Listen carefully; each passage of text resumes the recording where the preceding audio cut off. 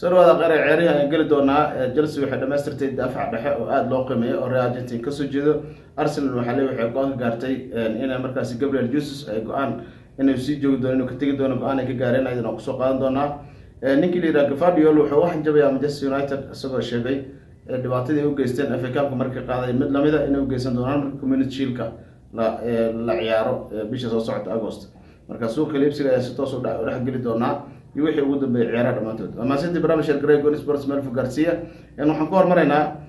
Chelsea waxay dhameystirtay daafac aad loo qiimeeyo oo xidig muhiim ah oo markaas lagu kalsoonaan karo daafac dhexe Aaron Anselmino nin la yiraahdo ay la wareegeen ninkan waxaana la sheegay in Fabrizio Romano oo markaas ciyaaraha looga dambeeyo wararka oo sheegana aan ka hadalhayn ayaa sheegay in Anselmino uu ka ciyaaray daafac dhexe oo markaas Real Argentina u dhashay inuu si toos ugu biiray naadiga maxaa la yiraahdaa Chelsea. xidigaas waa xidig 2005 dhashay waana xidig da'yar ah markaasna 19 jir meelahaas ah ayaa leeyahay sida daraadeed wuxuu si toos ugu wareegay naadiga Chelsea. Arsenal waxay go'aan ka gaartay xidigooda weeraryahanka ee markaasi reer Brazil Gabriel Jesus ayagoo sheegay inaysan hadda diyaar u ahayn in iska iibiyaan xidiga waxaana sheegay in weeraryahan hadda in la helay adag tahay sida daraadeed xidigan inay sii aysan doonaan ayay markaas sheegeen oo ka sii ciyaari doono magaalada London gaar ahaan garoonka Arsenal oo markaas la leeyahay Emirates Stadium. waxaa kaloo jirto in Guardiola ninka la yiraahdo ee markaas goolka khaladka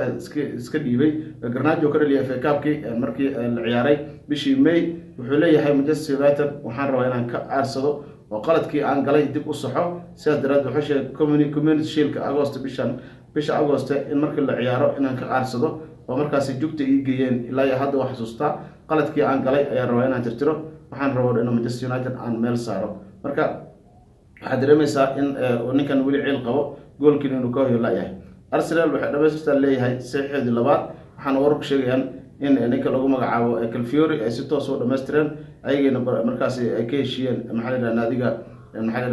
Bologna inay ka heshiiyeen si toosna markaas ay ula wareegeen waxaana ka sii horeeyay xidigii goolhayaha ee markaas ay soo qaateen Arsenal xidigan hadda waxaa lagu soo gabagabeeyay Calfiori 45 milyan oo euro oo marka hore lacagta ayaa lagu muransanaa ugu dambeyn oo lagu kala baxay hadda marka waxaa leeyahay xidigii labaad ee Arsenal ay la wareegto. Thomas Partey wuxuu fariin u diray taageerayaasha Arsenal ka hor bilaabashada xil ciyaareedka wuxuuna leeyahay Thomas Partey saxda ah oo arki doontaa xidiqad ka dhex Partey ay muujiyay sida uu markaas uga go'an tahay inuu dhabarka u riito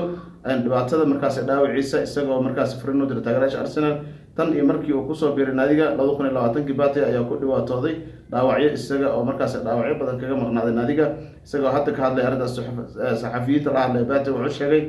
waa nolosha waxyaabuhu marka ay dhacayaan mararka qaarna waxaa jira waxyaabo aadan awoodi karin ama aadan awoodi karto intaba si kastaba ha ahaatee waxa uu markaas ku runucsaday inuu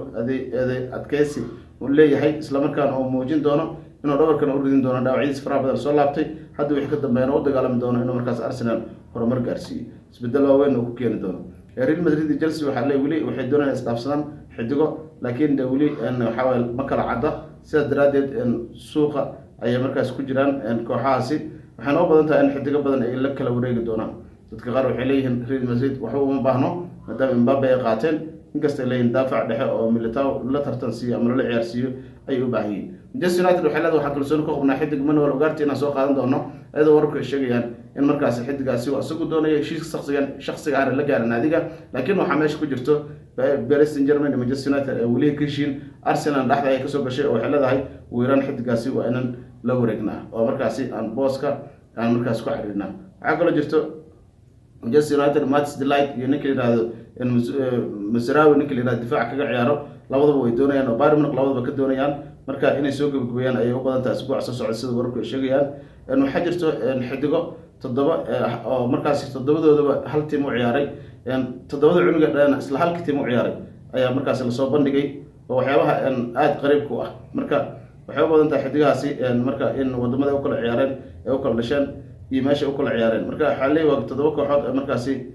xidigooda u kala ciyaareen waxa kamid ah Maldini iyo Abis oo kala kamid ah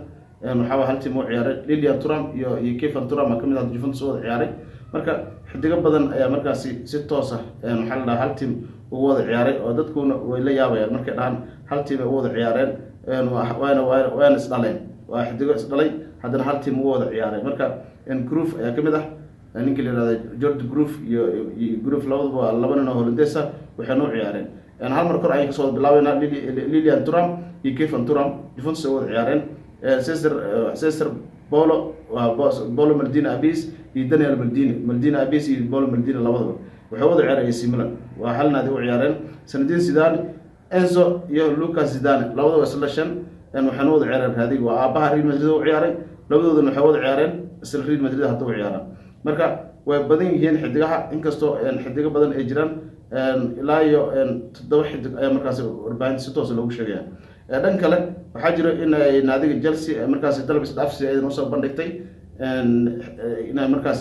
iswadaasaan xidiga goolkiibaha ah markaas Asabalega la yiraahdo inay ku wareejiyaan dhanka iyo waxa la yiraahdaa Atletico Madrid ama ay ka soo wareegsadaan ama waxay leeyihiin goolkiibaha iska iibinaan doonina oo goolkiiba kala soo iibsan maadaama ninkan ay ku qanacsanayn waxaa leeyahay markii inay iska bedeli doonaan ay u badan tahay suuqa kala iibsigana wali uu shiday yahay dadka qaar waxay leeyihiin sanadkan iyo noqon doona inuu qaado Premier League ba Manchester United waxay dib soo arursanaysaa ma Arsenal ay sheeg oo dhaarsan oo ciil qabto 3 sano tartamaysa ma City ay isaga cishan doonto oo halankooda iyo waxa iska haysto De Bruyne hal sano qadaraas la siin doono ma waxay leeyihiin Liverpool ay boorka iska jafi doonto ninka basidirka ah ee cusba ayaa markaas wax yar dhigi doono waxyaabo soo dhawaal isweydiinaya marka adigu fikirkaada nagu soo dhiib ciyaaraha Premier League sanadkan maadaama aad ku leeyahay kooxan is adkeynayaan in markaasi cid qaadi doonto dadka qaar waxay leeyihiin Chelsea xidiga badan soo iibsatay milyaneerka iibsadana oo markaas dhisaya sidaas daraadeed in kastoo dadka qaar ay leeyihiin Ajuwoka iyo Mudrik waxa lagu qaaday wax kale hal yimaada Chelsea dadka qaar kood ay leeyihiin mucaarad ku ah Chelsea marka waa arki doonaa meesha ku dambeeya Premier League iyo qaabkiisa Talyaaniga naftigiisa waxa waa shiday oo hadda isbedel ka dhacay laakiin Man City 4 jeer xiriir qaadato waxay sumcad xumo ku tahay kooxaha kale Premier League Manchester United 12 sano maraysa Premier League la'aana Arsenal 12 sano ku socota oo aydan Premier League la'aana marka waxyaabo soo dhan marka fiirisid waxaad dareemaysaa meesha in hal koox iskala wareegtay wax isbedel la meesha iska soo dhaweyn waa Man City barnaamijka Grey Sports Mel Garcia inta barnaamijka la mid ku midana xadilanahay fi amaan illah